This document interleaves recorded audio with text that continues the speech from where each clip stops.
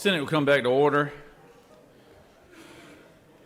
We've got some local House bills we're going to read and assign them so they'll be available on Thursday. Secretary, read the caption. House Bill 805 by Representative Mathis of the 149th, a bill State and local government. House Bill 806 by Representative Mathis of the 149th, a bill to be entitled an act to amend State an and act. local government. House Bill 807 by Representative Chiokas of the 151st, a bill to be entitled an act to create the Terrell County State Land and Bank. local government. That completes the order, Mr. President. That's it.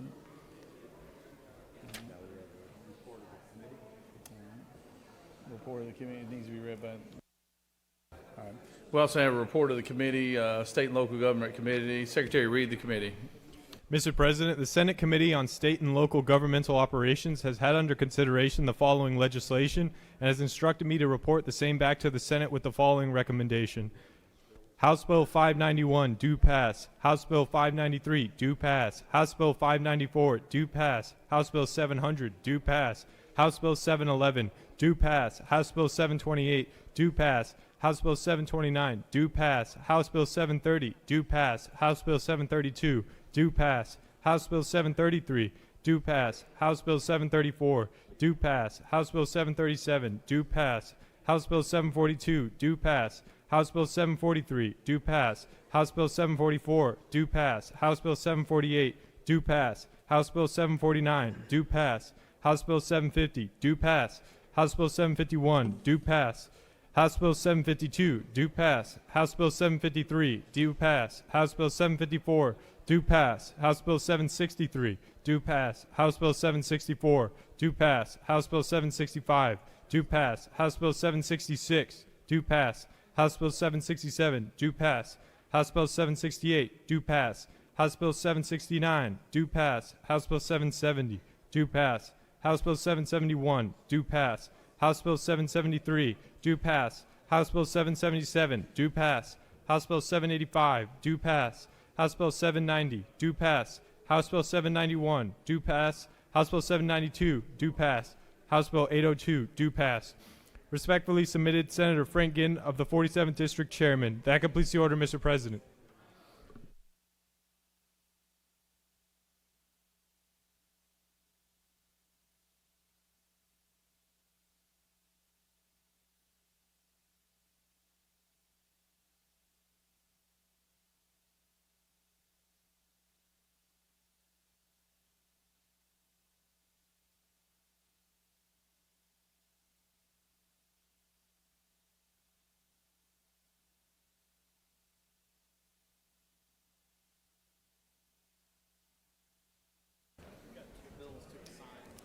Senate has come back to order, and we're going to start pulling bills off the calendar, off the table here. So stand by. But the senator from the 23rd be on standby. You ready?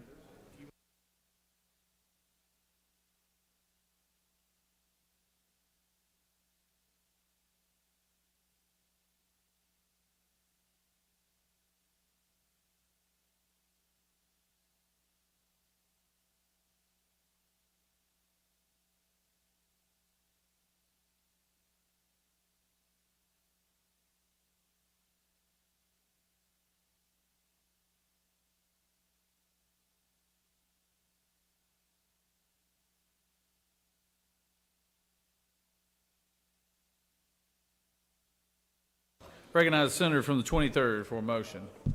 Thank you, Mr. President. I ask that House Bill 230 be lifted from the table. Senators move that House Bill 230 be taken from the table. Is there objection? Without objection, Senator, I recognize the senator from the 23rd to speak to the measure. Secretary, read the caption.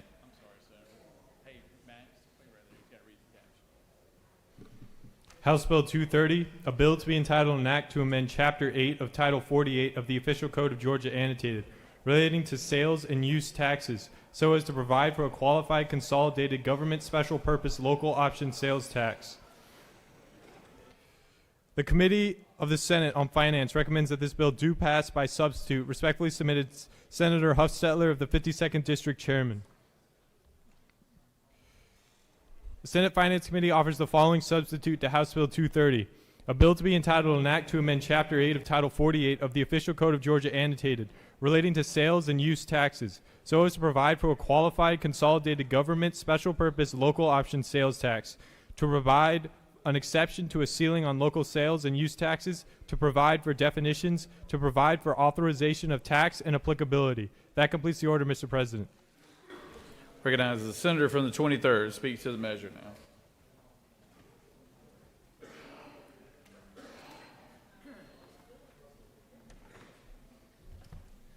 Thank you, Mr. President. Colleagues, I bring you the Senate substitute to House Bill 230.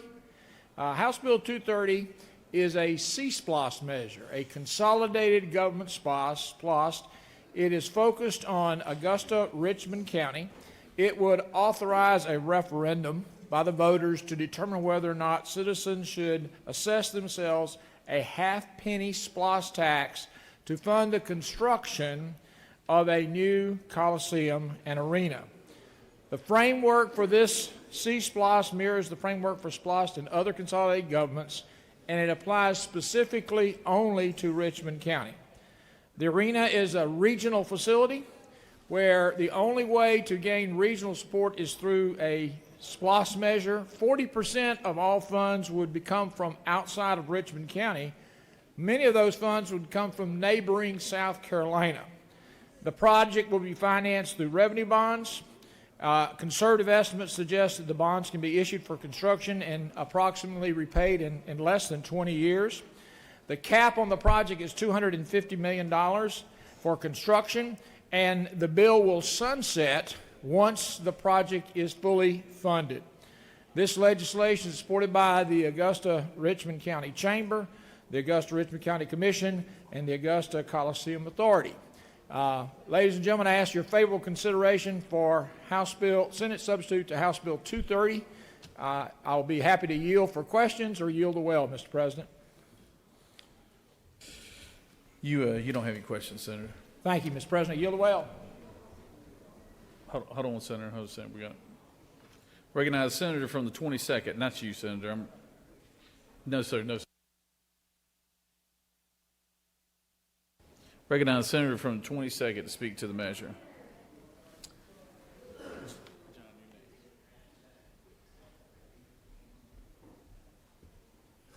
Thank you, Mr. President. I'll be brief.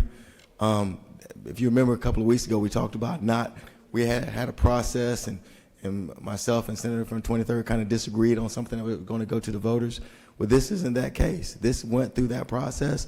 All persons in Augusta basically are on board with this particular project.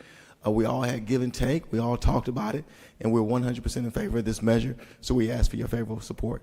And with that, I yield the well.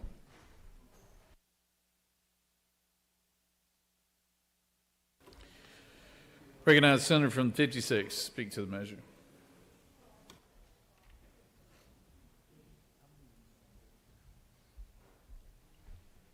Thank you, Mr. President. I have great admiration and respect for my two colleagues here from the 23rd and 22nd. My concern is not the great work they're trying to promote for their area of the state. My concern is for the integrity of the SPLOST system, and I, along with many of us, have worked diligently on that over the last many years. This opens the door to the very thing we were afraid of what would happen with a SPLOST. We have a mechanism to do things today. The City of Atlanta has most of the folks coming from the outside in, and they use hotel motel taxes as well as their existing tax base, and they bond things out in order to build them. Alpharetta, Georgia, which I represented for 12 years, does the exact same thing. In fact, they balloon from 60,000 people during the day to 2 to 3 times that when businesses come to town. My concern here is we are opening the door, and next year we'll have 158 new requests of everybody else who will find something in their community that more sales tax will have. That can certainly be beneficial, but if our goal as Republicans is to have the sales tax hopefully be used to lower the income tax, then that would be a much better place to do that. In this state, there's only one area that has a tax that is higher than everywhere else, and you're right here in Atlanta. It's at 8.9%, and there's only one reason for that. because of a federal lawsuit that we had to fix the sewer systems and put a separate special 1% sales tax on. So they would be at 7.9%. Augusta Richmond will be at 8 and now 8.5%, the highest in the state, minus the one that is trying to overcome a federal lawsuit. This will be to what end at one time? I would caution us that we have resisted every work on SPOST over the years to keep it true to what it was designed to do. We have eSPOST, we have T-SPOST, we have HOST, we have MOST, we have LOST. Now we have a C-SPOST. What's next? So again, I very much admire and appreciate, and if I was senator from the 23rd, 22nd, I would be advocating and do everything in the world I could for my home county and my home area, but we have to be careful. I yield the well. Thank you. Senators yielded well. Does any other senator wish to speak for or against the measure? Chair hears none. Is there objection to the previous question being ordered? Chair hears none. The previous question is ordered. Question is on the adoption of the committee substitute. Is there objection to the adoption of the committee substitute? Hearing none, the committee substitute is adopted. Is there objection to agreeing to the report of the committee which is favorable to the passage of the bill? Chair hears none. The report of the committee is agreed to. Is there objection to the main question being ordered? Chair hears none, and the main question is ordered. Question is on the passage of the bill by substitute. All those in favor vote yea. Opposed, nay. Secretary, unlock the machine.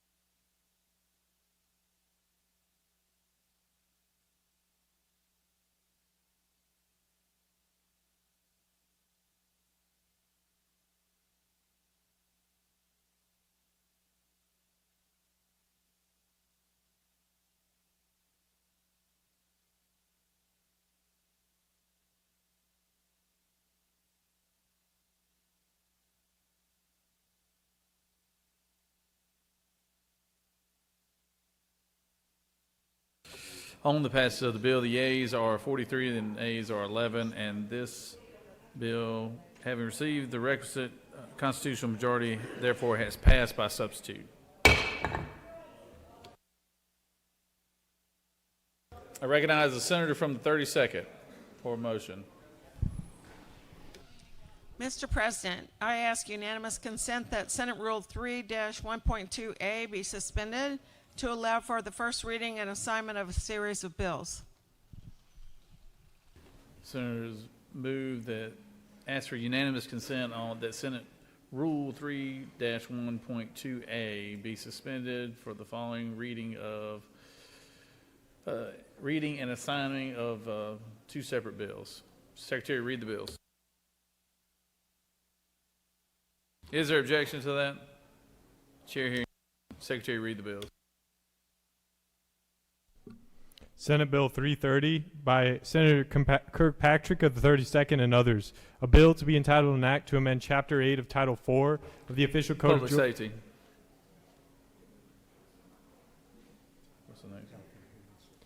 Senate Bill 331 by Robertson of the 29th and others. A bill to be entitled an act to amend Chapter 5 of Title 26 of the Official Code of Georgia annotated relating to drug abuse treatment and education programs, so as to provide for the certification of recovery Health and Human Services. That completes the order, Mr. President.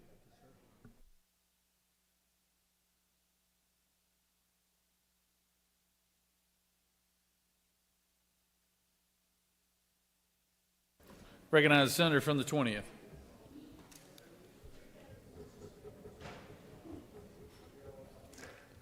I think it's on HB 480, Senator.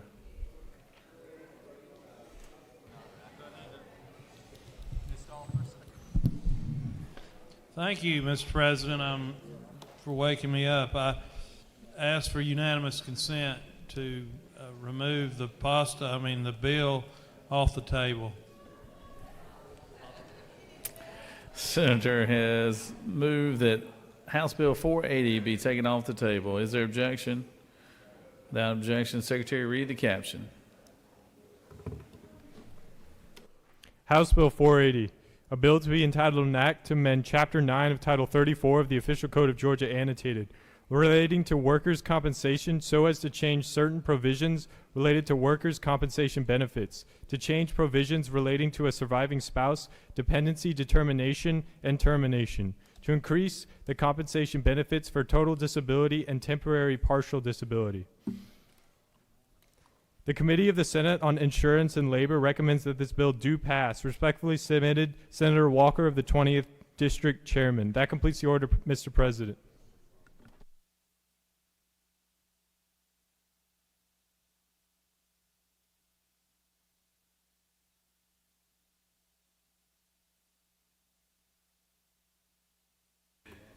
Is there objection to moving it off the table? Hearing none, I recognize the senator from the 20th.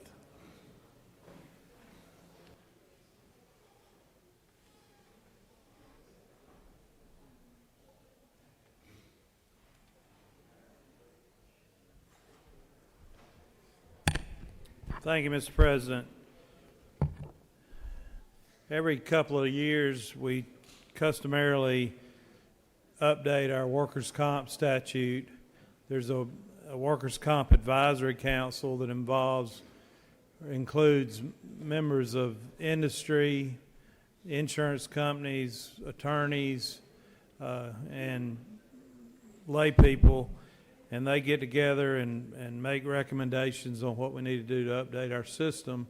The primary thing we have to do is keep our weekly benefit for total disability and for partial disability in line with the Consumer Price Index, and essentially that's what this is doing.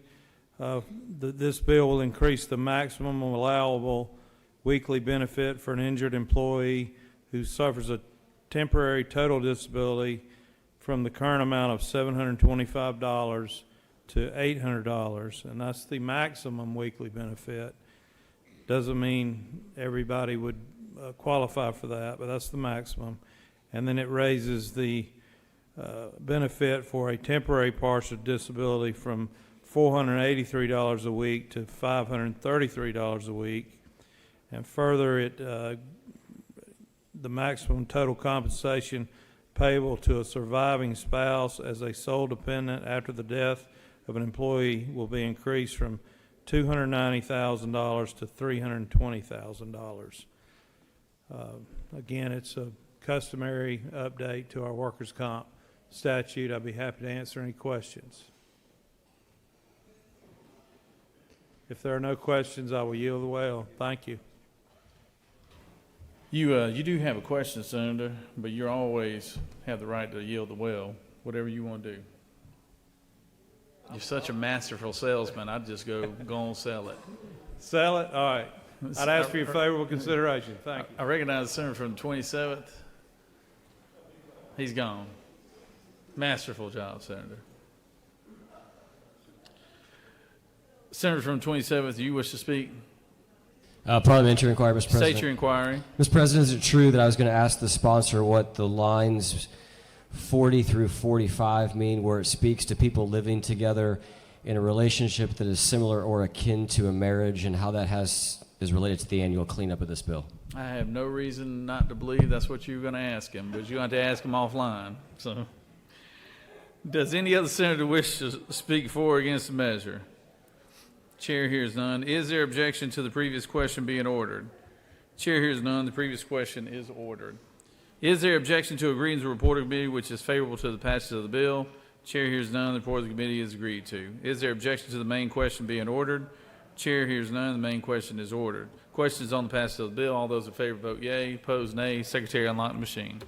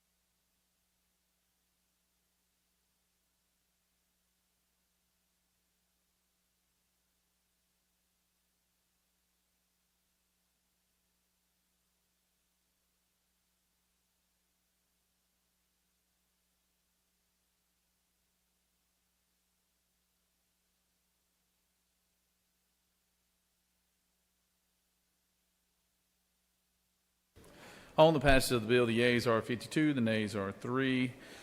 This bill, having received the requisite constitutional majority, is therefore passed.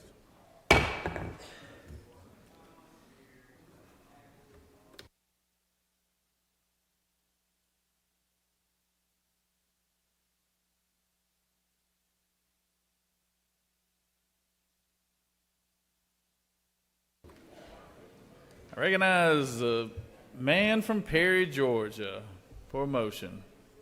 Thank you, Mr. President. I ask for unanimous consent to remove House Bill 529 from the table. The senators move that we remove House Bill 529 from the table. Secretary, read the caption. House Bill 529, a bill to be entitled an act to amend Titles 33 and 40 of the Official Code of Georgia annotated, relating to insurance and motor vehicles and traffic, respectively, so as to provide for minimum amounts of uninsured and underinsured motorist coverage to be maintained by transportation network companies and taxi service companies. The Committee of the Senate on Transportation recommends that this bill do pass. Respectfully submitted, Senator Dolezal, the 27th District Chairman. That completes the order, Mr. President. Is there objection to the motion from the senator from the 20th? Hearing none, I recognize the senator from the 20th to speak to the bill.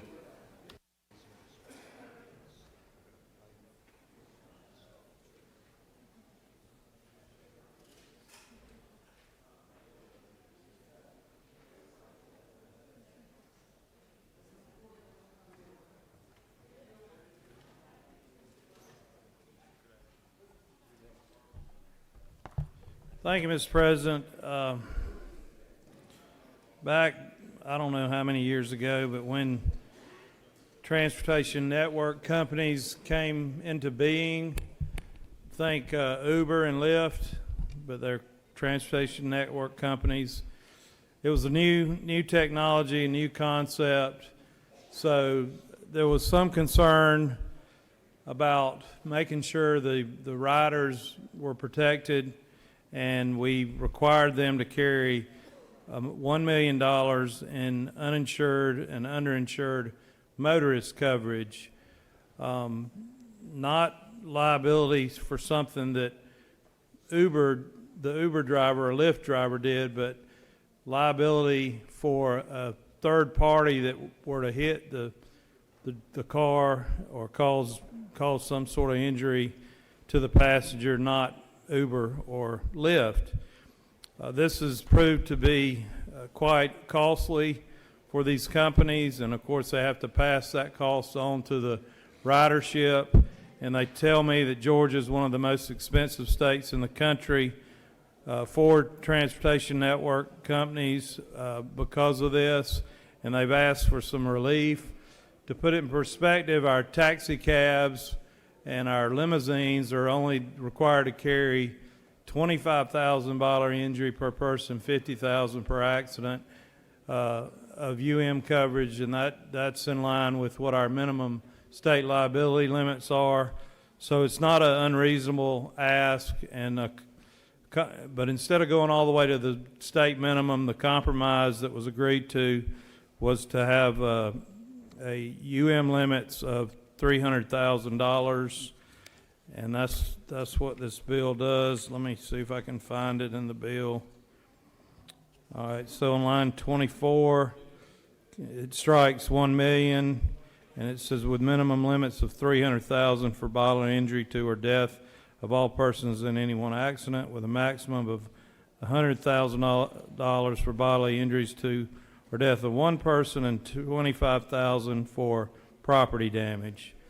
If you have any questions about that or how that coverage would work, I'd be happy to answer them. Or we could talk about matricious relationships. You do have a question, Senator. It's Senator from the 46. I don't know that this body wants to go there, really, but I'll be happy to yield for a question. You do have a question. Senator from the 46. Thank you, Mr. President. Senator Yield. Yes, sir. So are you reducing the liability coverages that Uber is required to provide in case their drivers hurt somebody? No, sir. We're just reducing the uninsured motorist coverage, so it would not eliminate or reduce the liability that caused by their driver or by Uber, it would be from a third party. What does the current law require $1 million. in uninsured motorists also? Yes, sir. Okay, thank you, Senator. Yeah, no further questions, Senator. All right, I'd ask for your favorable. Oh, well, actually, there was a late coming question if you got time for one more, Senator, but you're always welcome to yield the well. Senator from the 22nd. I'll be glad to take a serious question. It is. It's just, my question is, isn't it accurate that actually these reductions have been done nationwide and it's something that has been agreed upon and has been going on from different states, these reductions on the uninsured motorist coverage? I'm sure the senator knows which he speaks. Thank you very much. I'd ask for your favorable vote. Yield the well. Senator has yielded the well. Any other senator wish to speak for or against the measure? Chair hearing none. Is there objection to the previous question being ordered? Chair hearing none, the previous question is ordered. Is there objection to agreeing to the report of the committee which is favorable to the passage of the bill? Chair hears none, the report of the committee is agreed to. Is there objection to the main question being ordered? Chair hears none, the main question is ordered. The question is on the passage of the bill. All those in favor of the bill will vote yea, opposed nay. Secretary, unlock the machine.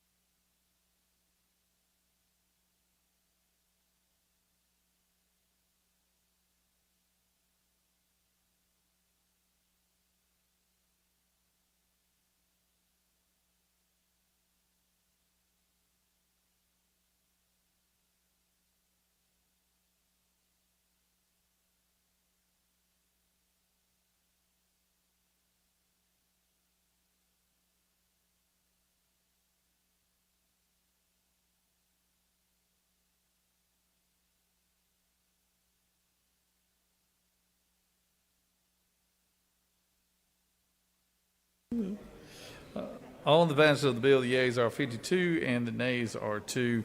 This bill, having received the requisite constitutional majority, is therefore passed.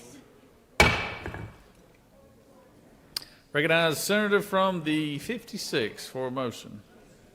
Thank you, Mr. President. I'd ask that House Bill 437 be removed from the table. Senator has moved that House Bill 437 be taken from the table. Is there objection? Without objection, Secretary, please read the caption. House Bill 437, a bill to be entitled an act to amend Chapter 9 of Title 45 of the Official Code of Georgia annotated, relating to ensuring indemnification of public officers and employees, so as abolish the Georgia State Indemnification Commission and authorize the Commissioner of Administrative Services to assume the duties of said commission in the administration of the indemnification program and in considering appeals of initial decisions in order to correct errors. The Committee of the Senate on State and Local Governmental Operations recommends that this bill do pass. Respectfully submitted, Senator Ginn of the 47th District Chairman. That completes the order, Mr. President. Recognize Senator from the 56 to speak to the measure.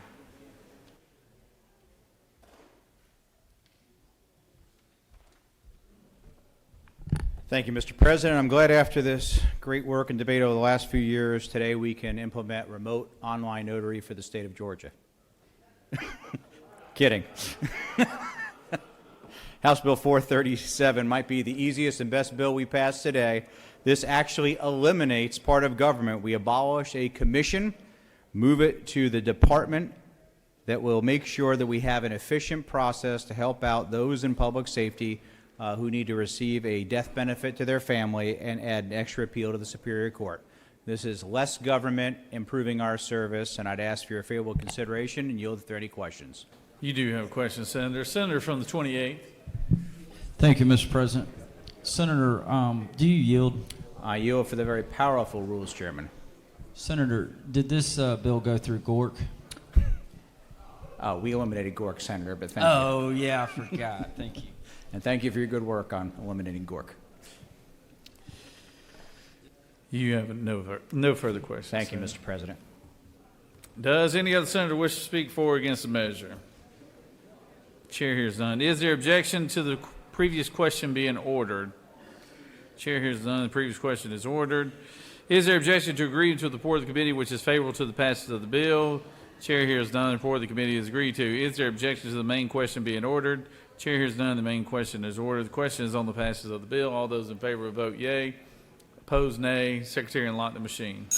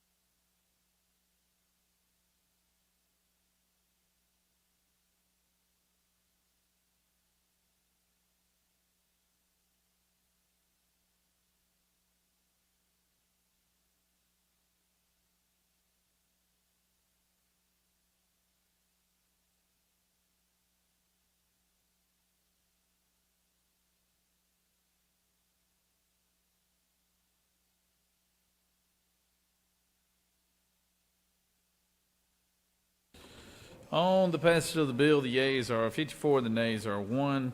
This bill, having received the requisite constitutional majority, is therefore passed.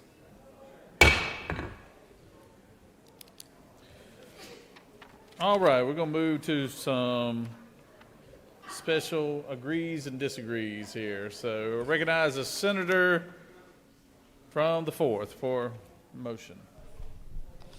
Mr. President, I move that the Senate agree to a House substitute to Senate Bill 211.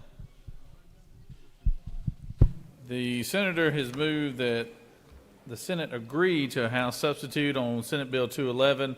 Secretary, read the caption. Senate Bill 211, a bill to be entitled an act to amend Title 20 of the Official Code of Georgia annotated relating to education, so as to establish the Georgia Council on Literacy, to provide for consultation with subject matter experts, to provide for automatic repeal, to require local school systems to develop and implement 5-year literacy plans for such school system and individual literacy plans for students in kindergarten through grade 5.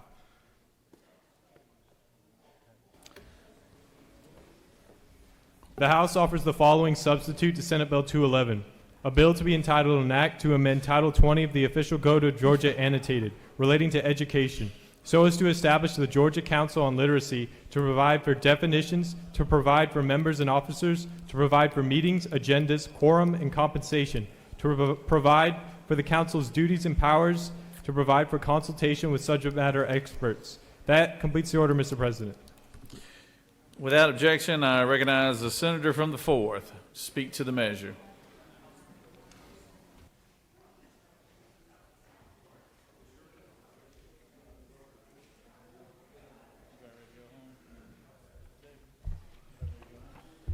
Mr. President, thank you.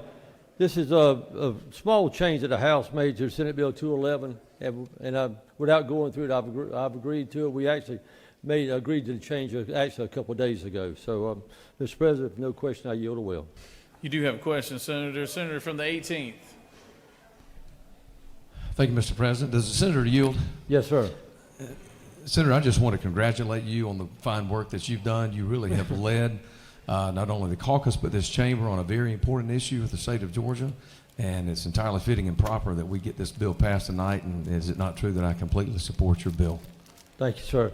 It's a team effort, and we had a lot of great people working on this, and I've seen this everywhere. Thank you, sir. Yes, sir. Thank you. You have no further questions, Senator. Thank you.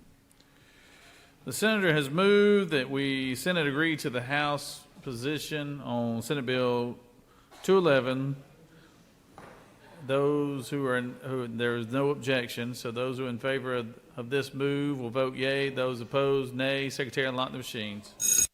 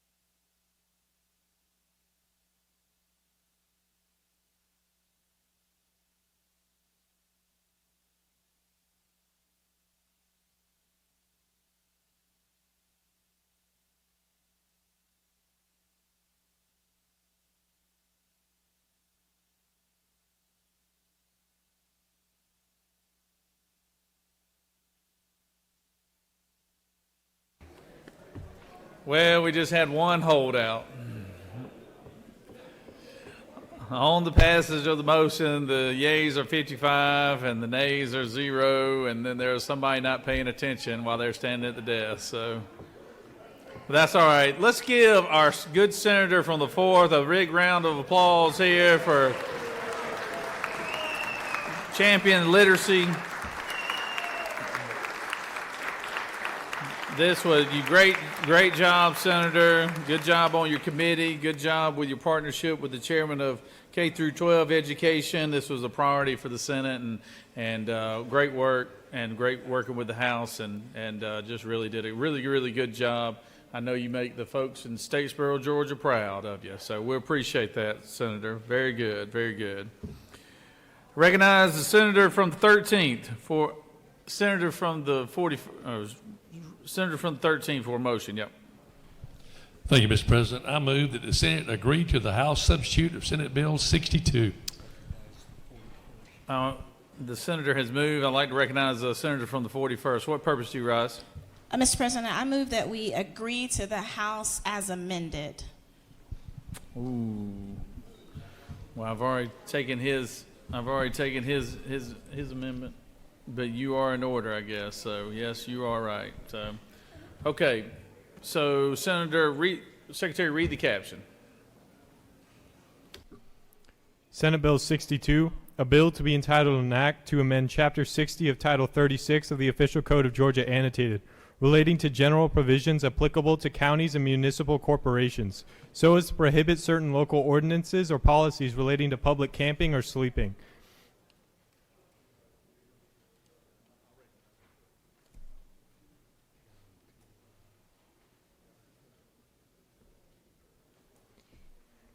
The House offers the following substitute to Senate Bill 62, a bill to be entitled an act to amend Titles 31, 36, and 50 of the Official Code of Georgia Annotated, relating to health, local government, and state government, respectively, so as to prohibit hospitals, local governments, and local authorities from dropping off homeless individuals in counties other than such persons' county of residency or the area of operation or jurisdiction of the hospital, local government, or local authority, to provide for exceptions, to provide for liability, to prohibit certain local ordinances or policies relating to public camping or sleeping. That completes the order, Mr. President.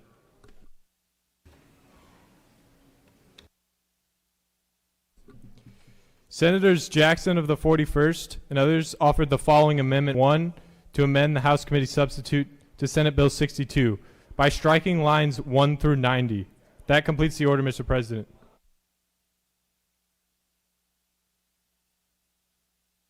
I recognize the senator from the 41st to speak to the measure.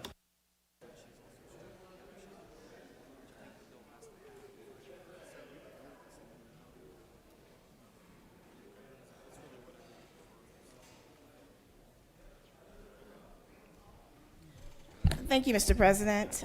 I rise to ask that you all would support my motion to amend. Let me give you a reminder. We had this bill in the Senate, and we worked on perfecting it together by making some amendments in the first place. So this bill has to do with homelessness and how we legislate how counties and municipalities deal with the issue of homelessness. We had a long and robust conversation in this body already, where we came to a place where lawyers educated us about the term writ of mandamus.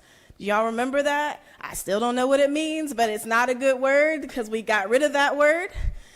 We also got rid of a whole lot of other things until what we had left together as a body was for all federal funds and all dollars related to homelessness for them to be audited. That's where we landed in this body with SB 62, and so I'm simply asking that we go back to that same place where we take time to have a full audit of how these monies are used, and that we also make sure that we get rid of this writ of mandamus where any person can come and sue and we have to pay their fees as they sue. So again, this is fundamentally about returning to the work that we did as a body by calling for an audit and not introducing additional burdens on our cities and our counties as it relates to homelessness. I will take questions if there are any. You have no questions, Senator. I recognize the senator from the 14th to speak to the measure.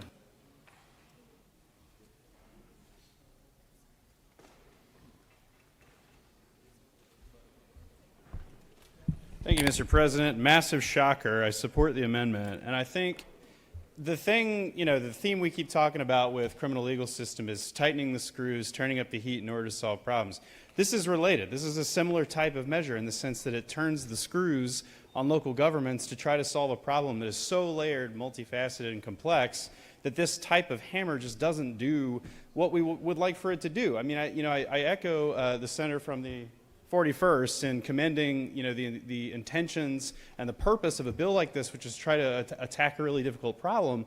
But I mean, right now I'm going to more forcefully call for pause than I did on the last bill before dinner for a lot of reasons. But I mean, one of them is, what are local governments going to do in a situation like this? Obviously, it has to be a written policy, and so they would have to have a written policy of, prohibiting the enforcement of an order, and that, may be rare, but local governments oftentimes do lack the political will to take firm action on issues like this because of how divisive they are. And by forcing their hand, we don't make the problem any easier to solve. So, I'm starting to repeat myself, but I guess the real issue I've got is, some of these policy debates are not amenable to bite-sized discussions like these on an individual bill with individual considerations and language. This really is a discussion that's much broader, that has to do with investment in communities on all the different policy fronts we talk about, healthcare, education, et cetera. And I know we're impatient. I know that we don't think that those interventions work quickly enough, and we would like for them to work faster.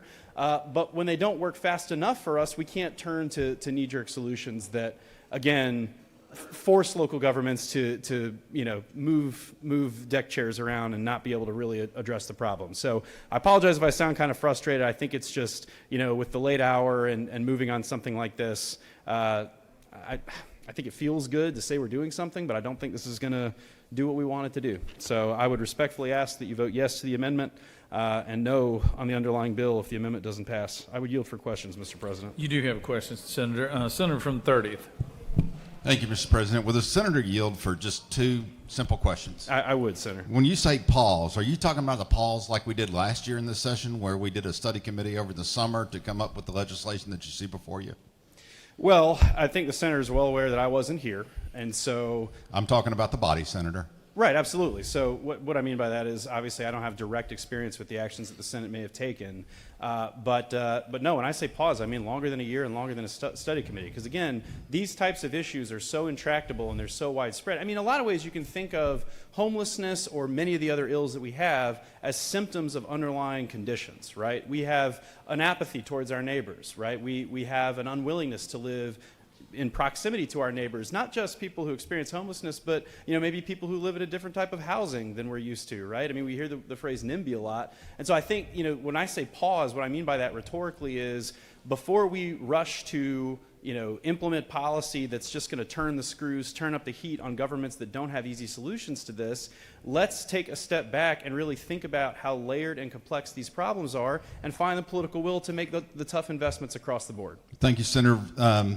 Those were exactly the points that were discussed last year during the study committee. The second question I have for you is, you said it's not solving the problem. In your mind, is what we're doing right now to address the problem working? No, but I mean, there's an analogy I like to use a lot in public Thank you, policy context, and that is the idea of, let's say a house is on fire, and you want to put the fire out on the house, but you can't find any water around. All you've got is a big tub of gasoline. It wouldn't make any sense to say, well, the only thing we've got to throw on this fire is gasoline. We got to throw something, so let's throw this, right? And the reason I like that metaphor is because that is the way we think a lot about public policy problems that are really tough. And we tell ourselves there's not water available to put out the fire. But it just takes, I think, some patience and some recognition that these problems do not get solved overnight and require real faith in our neighbors and investments in community that, again, may fall on partisan lines sometimes, but are deeply and fundamentally about believing in our neighbors.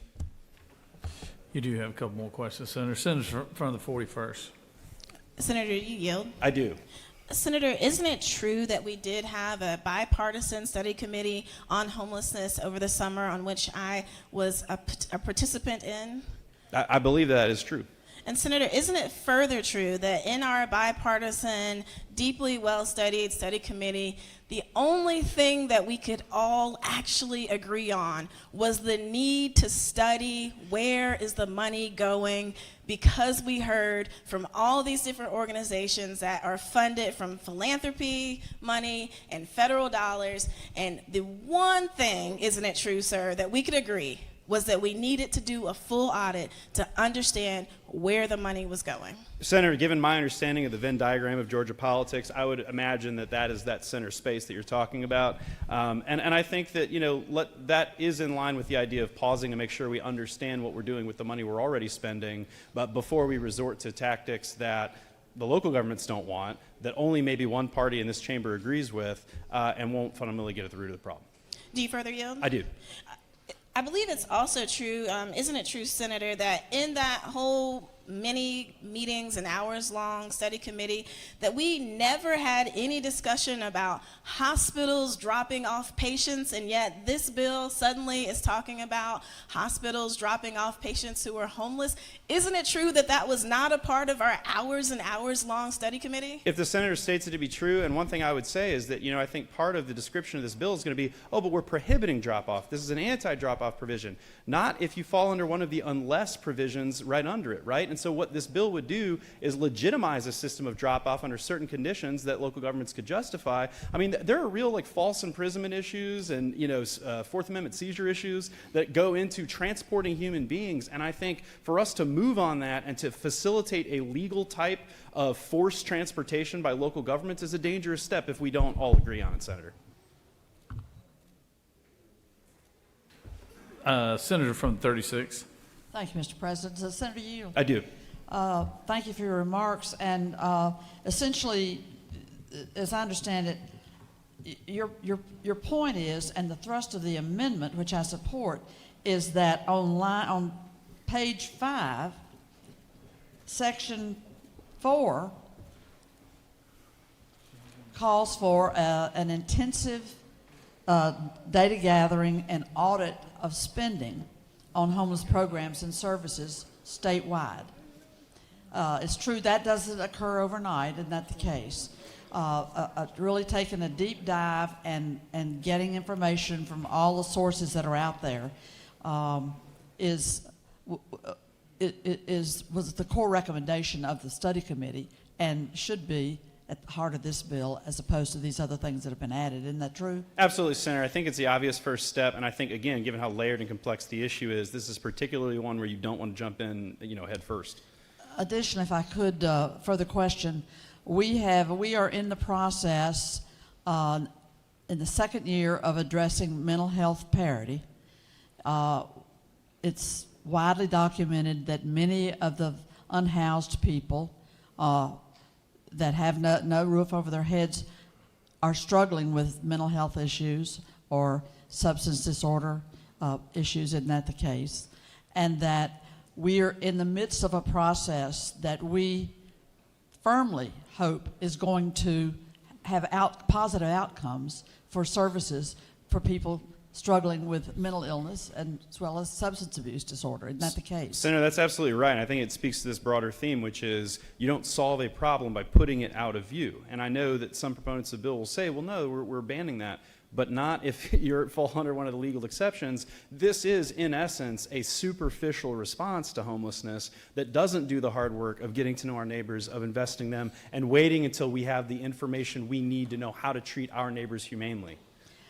Thank you for that. And further question, this very body has supported robustly, both parties, co-responder model, where people are approached not with a law and order heavy beatdowns, but instead a law enforcement is accompanied by or substituted in some cases with a mental health professional. Isn't that the case? And that this is a new step that we're modeling for some very successful efforts in some counties. Isn't that right? It is, Senator. And that we are still hoping to build that out statewide. Isn't that the case? And yet again, another positive approach that people have united around to address the issues facing our homeless population and facing the municipalities and counties as well that are seeking to struggle with this problem. It is, Senator. And the last thing I'll say in response is what we know is that good policy that is carefully crafted by a bunch of stakeholders is very delicate. It's a very delicate compromise that has a hard time getting into rooms like this and surviving. Because in a room like this, we're driven by what? The need to give voters results, outcomes, results. Look what we did. We took action. And complex problems like this, not always susceptible to that type of politics.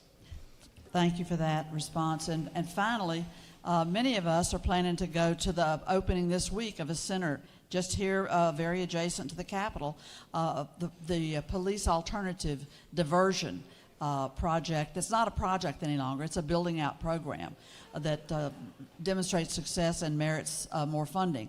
And that's going to be available to people just Thursday afternoon at 4 o'clock right here in our neighborhood. If you want to learn more about how these alternative approaches are working, and is one more good reason in the case that we should stick with this language on line 92 to 104 and move forward in a positive That's right. direction. And while acknowledging that the bill makes some accommodation for diversion, I think what we don't want to do is turn the screws up in every case that doesn't fall under some carefully limited exception, to use what the kids would say on TikTok, let them cook, let them finish the projects that we're already starting and see where those go. Thank you, Senator. Thank you. If there are no other questions, I'll yield the wall. You have no further questions, Senator. Senator from the 13th.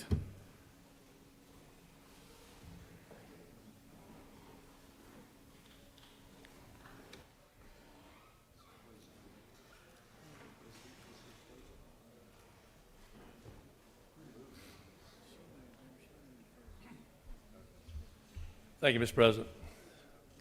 Colleagues, here we are talking about homeless again.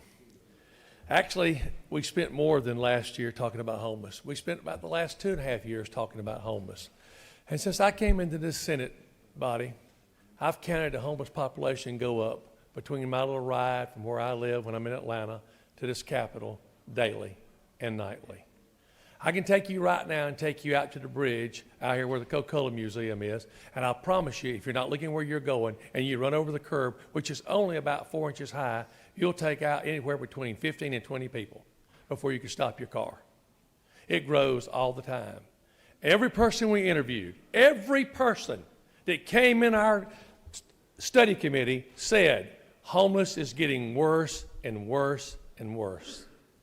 It was not getting better. We all know that. This bill attempted to make a difference about homeless in Georgia, not Atlanta. Nothing is indigenous to Atlanta.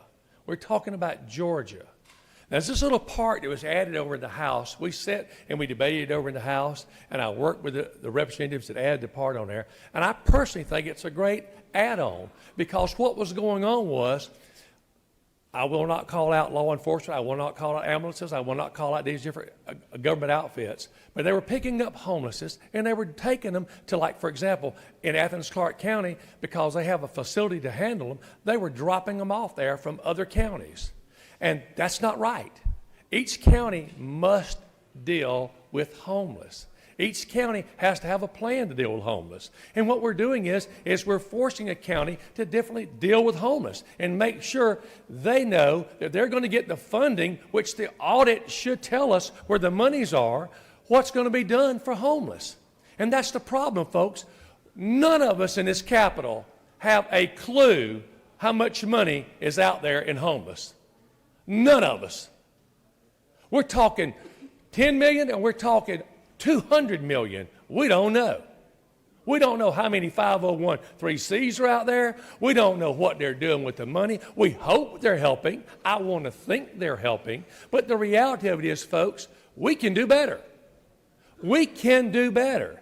And the law, what we decided when it was debated in this chamber, we took out the Q-Town action and we added the mandamus action from the senator from the 6th over here. He added the mandamus action in, which I agreed to. And I agreed to because I am not a lawyer. I'm just trying to make a problem. I'm trying to deal with a problem and hopefully find a way to make it better. So I will tell you up front, we added a part about local governments in the audit now have to participate in the audit because it was brought to our attention over there that we were only dealing with federal monies. So now we made it that all areas all encompassing has to deal with the audit, and everybody must comply with the audit. So we find out that all the monies that are out there, not just some, all the monies that are sitting out there. So I would ask you that you not vote for the amendment. Let's move this good bill forward, folks. God almighty, let's do something about homeless. I live in Cordell, Georgia. I'm 145 miles from here. We have a little bit of homeless problem, but nothing like we got in these big cities up here. You want to make a difference? Make a difference. Vote for this good bill and do something about homeless. And let's quit arguing about how we're doing it and quit worrying about these party line crap. Vote, let's do something with homeless and get on with it. Because you got a good bill here. You got a bill that protects people that's not allowed to haul them off and just drop them off somewhere like they're a piece of garbage. And it's going to find out where they're going. It's going to find out have an audit trail and find out where they're going. And last but not least, folks, we might actually make a difference. We might actually make a difference. Please turn down the amendment. Let's vote for House Bill, the Senate Substitute 62. I yield the will, Mr. President. All right. Senator from the 41st, would you like to close debate?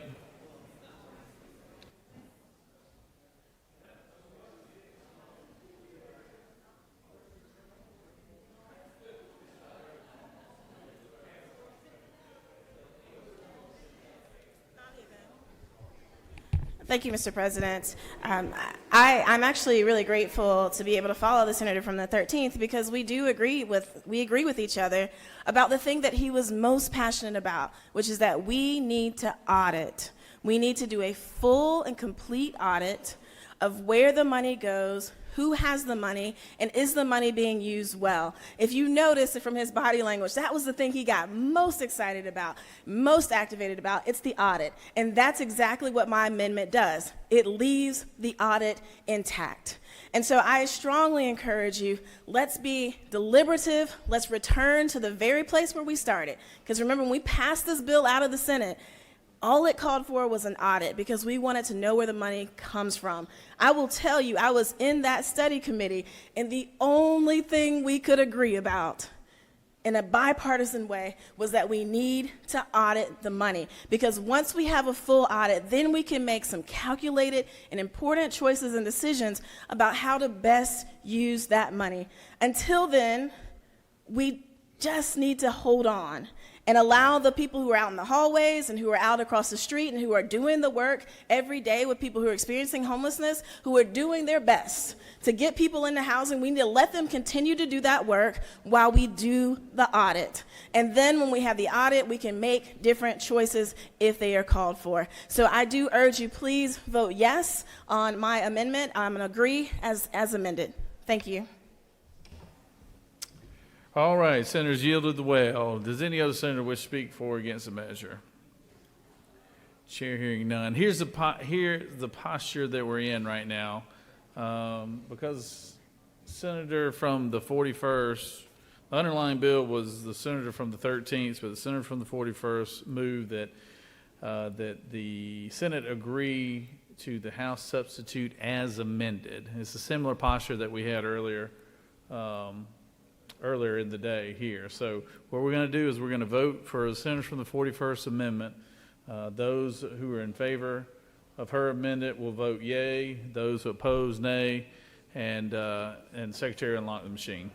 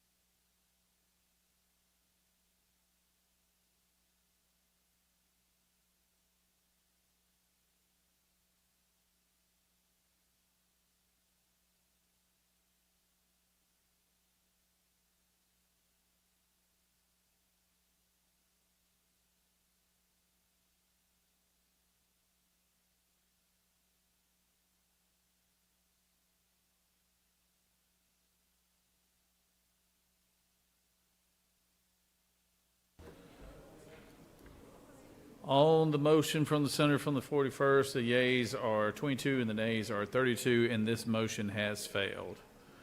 Now, moving on to the senator from the 13th motion, where he, make your motion once again, senator from the 13th, so we're clear on it. Mr. President, I move that the Senate agree to the House substitute to Senate Bill 62.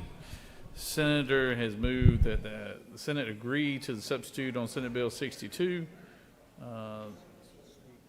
Would you like to speak, Senator? Green. All right. Is there objection to the motion? You object? All right. All those in favor of the motion will vote yea. All those opposed, nay. Secretary, unlock the machine.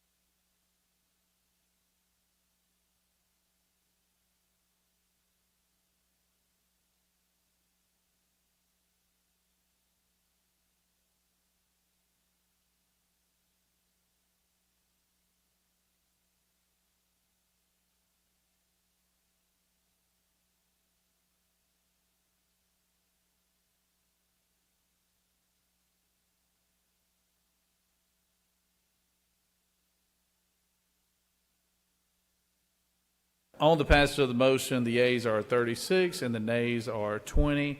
And I'm going to call on Miss Lily Watson, the senator from the 11th, daughter right here, who's here. And won't you bang the gavel right there, Lily? All right.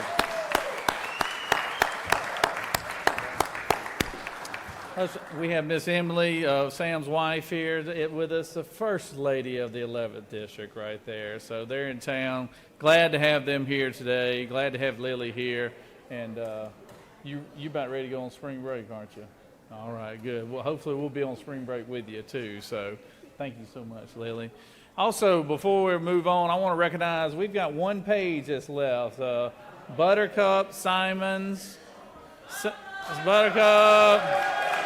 There she is.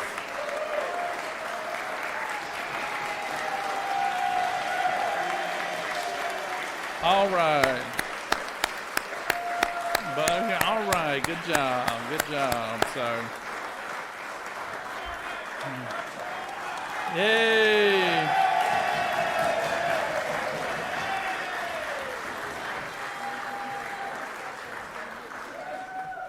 All right. She's working hard today. She's the last one we have left, so thank you so much. Thank you so much.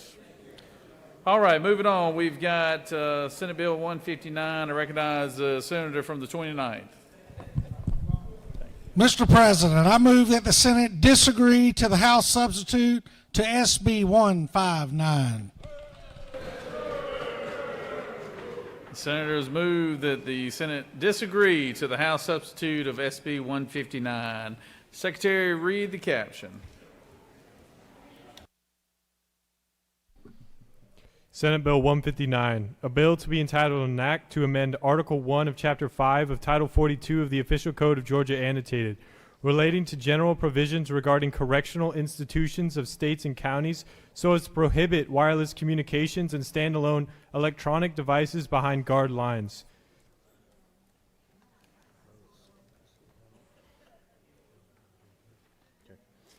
The House offers the following substitute to Senate Bill 159, a bill to be entitled an act to amend Article 1 of Chapter 5 of Title 42 of the Official Code of Georgia annotated, relating to general provisions regarding correctional institutions of state and counties so as to revise punishment provisions relative to prohibited items in possession by inmates. That completes the order, Mr. President. Senate has moved to disagree to the House substitute. Senator, would you like to speak on, you're good? Any objection? Without objection? We don't have to vote. Without objection, we will send it back over, send it back to the House. I recognize the senator from the, 29th again, Senate Bill 92. Thank you, Mr. President. I move that the Senate agree to the House substitute to SB 92. Senator has moved that Senate agree to the House substitute on SB 92. Secretary, read the caption.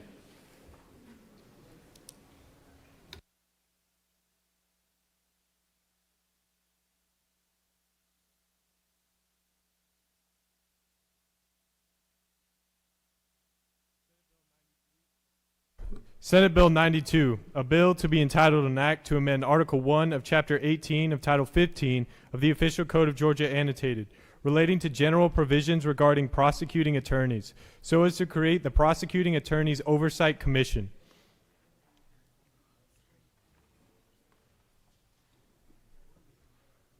The House offers the following substitute to Senate Bill 92, a bill to be entitled an act to amend Chapter 18 of Title 15 of the Official Code of Georgia annotated, relating to prosecuting attorneys, so as to provide for duties of district attorneys, to create the Prosecuting Attorneys Qualifications Commission, to provide for definitions, to provide for the... That completes the order, Mr. President. Is there objection to the motion? Without objection, call on the senator of the 29th to speak to the measure.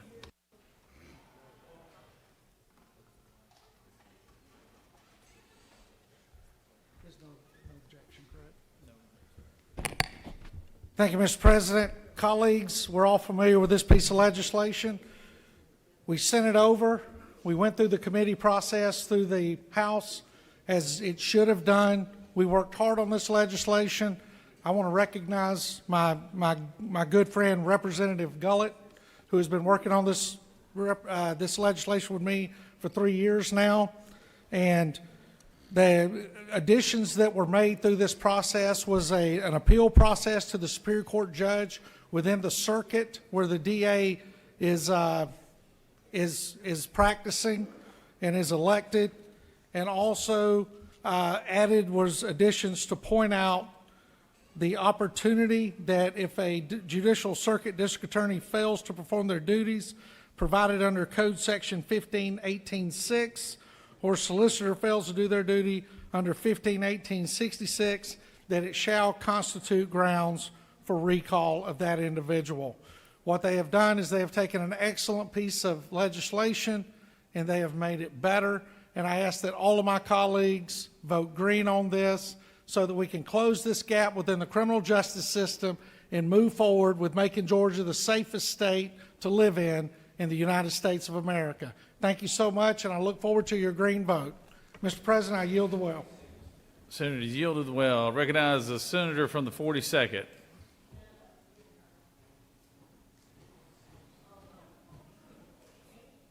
You.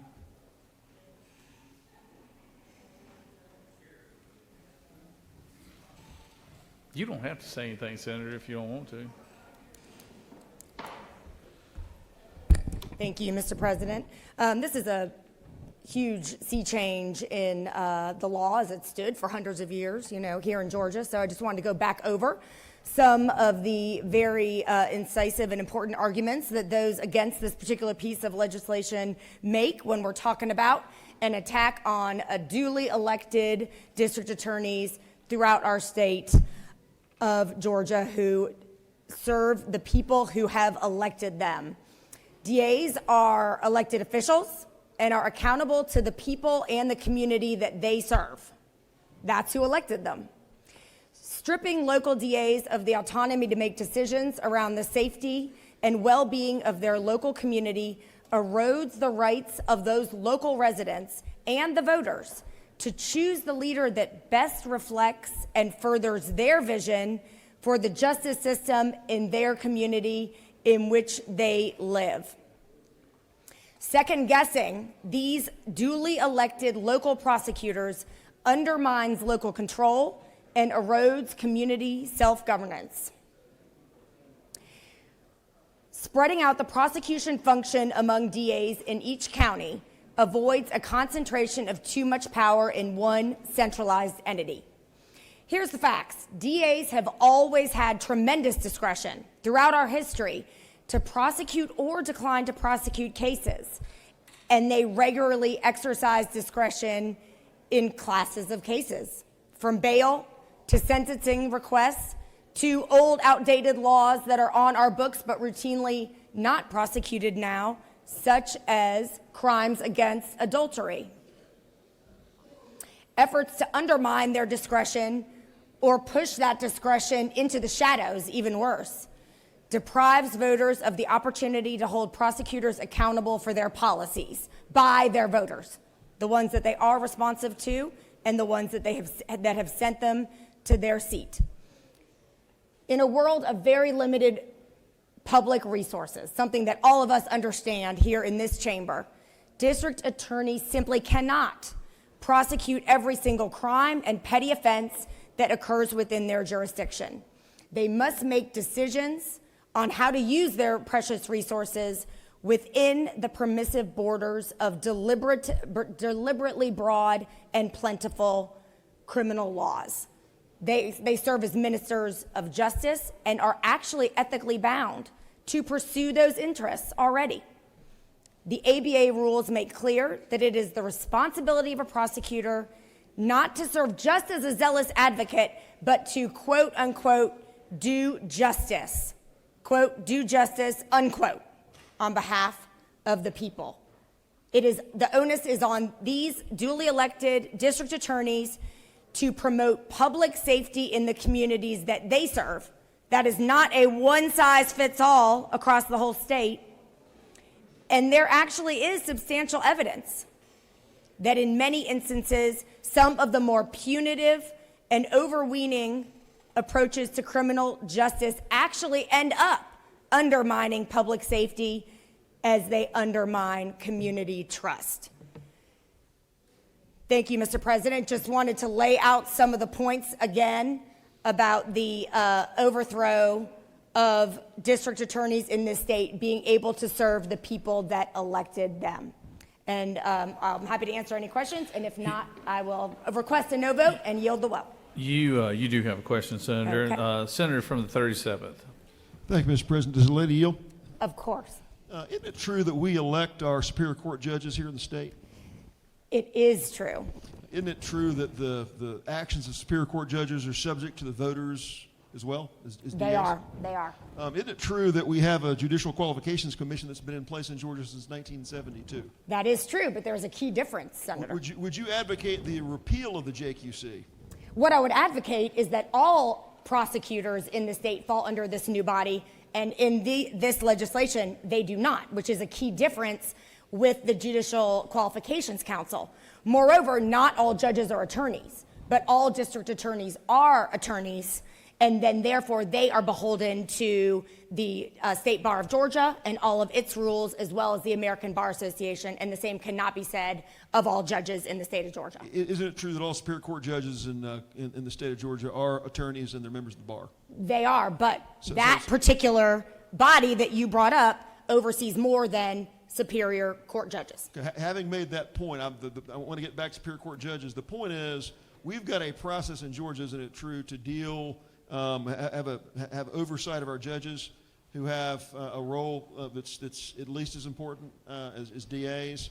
I think it's high time, isn't it true, that we have a similar organization, that even though DAs are locally elected, there's still professional accountability across the state. Thank you. Senator, I think that you make a great point, and that's why I think it would have been wiser to not create a constitutional class with certain constitutional issues that arise in this bill, treating different prosecutors differently by exempting certain classes of prosecutors in our state from this new oversight commission in a way that is not done in the Judicial Oversight Commission. And I agree with you that it would have been smarter to take that approach, and then we could say that it was applied equitably, which again would avoid some of the constitutional problems with this particular piece of legislation. Thank you, Mr. President. I yield the well. Thank you, Senator. Senators yield to the well. Does any other senator wish to speak for or against the measure? Hearing none. So the posture we're in is that the Senate has agreed to the House substitute on Senate Bill 92. Is there objection? Is there objection? You object? Okay. All right. So now that those in favor of the motion will vote yea. Those opposed, nay. Secretary will unlock the machines.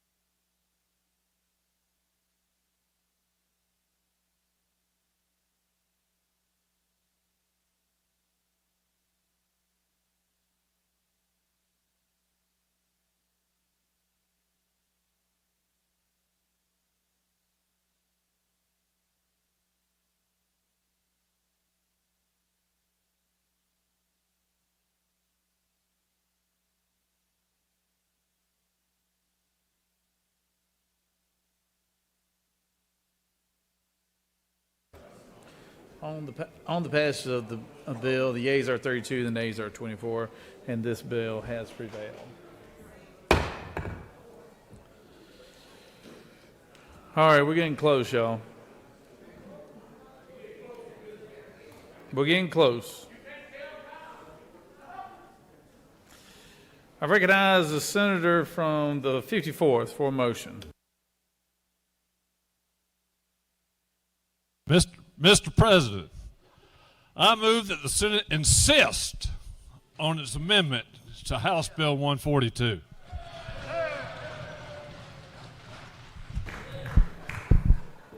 Senate has insisted on its position on House Bill 142. Secretary, read the caption. House Bill 142, a bill to be entitled an act to amend Chapter 8 of Title 20 of the Official Code of Georgia annotated, relating to campus policemen, so as to provide for the establishment of unified campus police forces through agreements entered into by colleges and universities.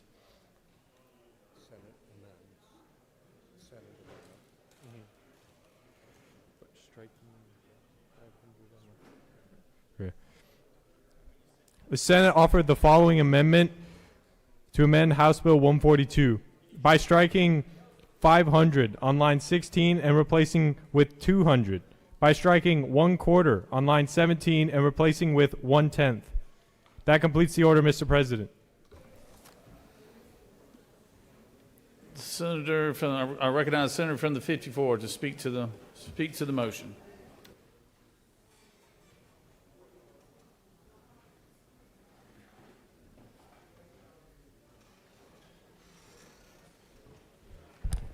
Thank you, Mr. President. My friends, if you'll remember, we passed this by unanimous vote in this chamber with a small change, and all this bill does is it creates the unified police force for Spelman College, Clark Atlanta, Morris Brown, and Morehouse College. We overwhelmingly passed this, but with a small amount of amendment. And the purpose of that amendment was to make sure that we're protecting students. We don't need to be running radar out on the city streets, but we need to make sure that when these kids are on campus that they're being looked at. So we brought it in that to 200 yards outside of the campus, the police are allowed to patrol, but to keep them constrained to the campuses. So therefore, they will keep our students straight. Mr. President, if there are any questions, I will yield the well. Questions, Senator. I ask for your favorable support. The Senate stands strongly behind you, Senator.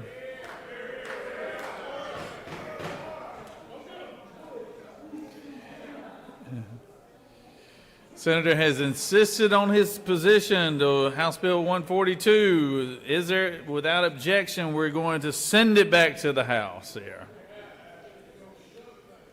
Without objection, the position is stated.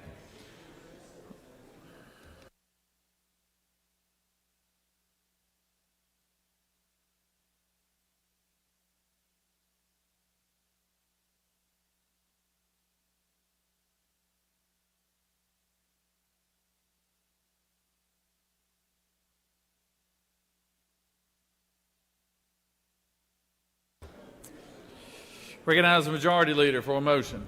Thank you, Mr. President, and I ask for unanimous consent that we suspend Senate Rule 2-4.9, Paragraph A, so that those bills laid on the table before today will be available to consider on day 40. The Majority Leader has moved that according to that we suspend the rules 2-4.9 so that the bills that we laid on the table for today can still be considered for tomorrow. Is there objection to that?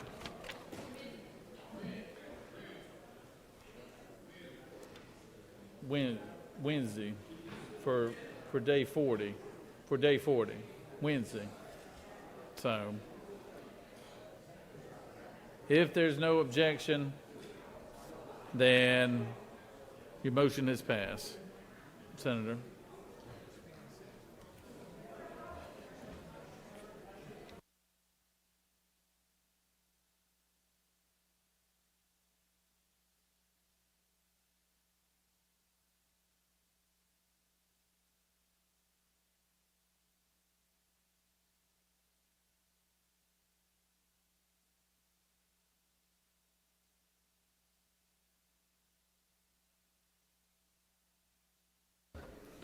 The Majority Leader wants to work till midnight. Y'all ready to go home?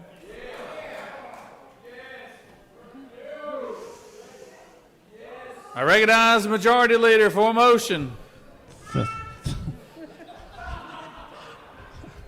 Thank you, Mr. President. I move that the Senate stand adjourned pursuant to SR 6 until 10 a.m. Wednesday, March 29th, which will be day 40. All right, the Majority Leader has moved. Secretary, read the announcements. We have no announcements. The Majority Leader has moved that we stand adjourned until Wednesday, 10 a.m., March 29th, which will be day 40. All those in favor of the motion will signify by saying aye. All those opposed? No. The ayes clearly have it. We're adjourned.